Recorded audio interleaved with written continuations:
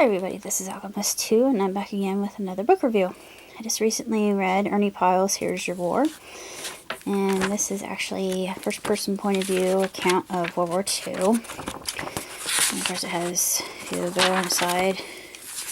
Got past the illustrations. I really like the illustrations. They're extremely well done. This is copyright 1943, and they reprinted it 6 times. So 6th printing was in 1944. It's a short book that basically talks about their convoy into Africa and the fact that they really couldn't get liquor unless they knew where to look, and just the different highs and lows of the campaign that when they were there. And of course we all know that the Allies won the war, and he talks about that in the aftermath, actually victory, in the aftermath, what happened afterward. A lot of good war books are like that. It was only 200 some pages, and my friend let me borrow it, and I'm going to let him have it back because I really enjoyed it, and very, very interesting. Of course, like I said, I really like the illustrations. Are extremely, tremendously done. Yeah. And talks about the relationship they had with the French and with the Arabs who were in the area, and there were those that they didn't get along with, and then there were those who were friendly and wanted to learn English, and their most common words were cigarette, chocolate, okay, and goodbye. Now, their favorite word by far was probably okay. It was very telling, I thought, of the era and the time, and just the harrowing, gritty, gruesome details of combat. And that's why I like books like this, because he doesn't sugarcoat it. And one thing I learned about Mr. Pyle is he was from Terre Haute, and my dad actually told me about it because he had worked in Vincennes, but he knew of a small town called Dana, and that's where Ernie was from. And I thought, oh really, where's that? I don't even know where Dana is. If somebody could help me out, I would very much appreciate it. See, there really isn't a whole lot to look at here. I'm sorry, it's kind of boring.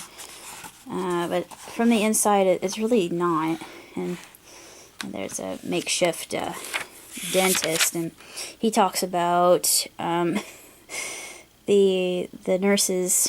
There was always a boost of morale for the troops, especially if they looked more feminine, and just these glee clubs that they would that they would recruit. And the one that he was in was very talented, and he talks about how they would have their sea rations.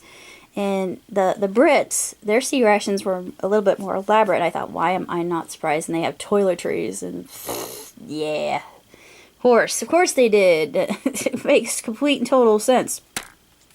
But I thought, why didn't we? And this kind of shows you where our real focus lay at the time, or had lain at the time. I really can't say too much else about this book other than I really enjoyed it, and it was extremely well written, very detailed, and a lot of the stories that Ernie tells are really quite compelling and very intriguing. And just the conglomerate of the hodgepodge of people, where they came from,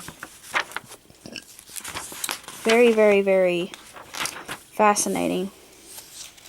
And he also talks about the burlesque shows, the very burlesque shows that had to be cleaned up, quote unquote.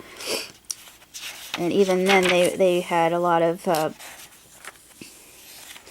viewership, because that was the going entertainment. And the movies at the time, they weren't really allowed to watch American film. They would watch some really old films that they would have brought in, like Rin Tin Tin, And he says, even dead after these oh so many years, lo and behold, we don't have, that's pretty much all I have to say about it. Is really quite fascinating. I mean, if you're into war like I am, I'm a big World War II buff,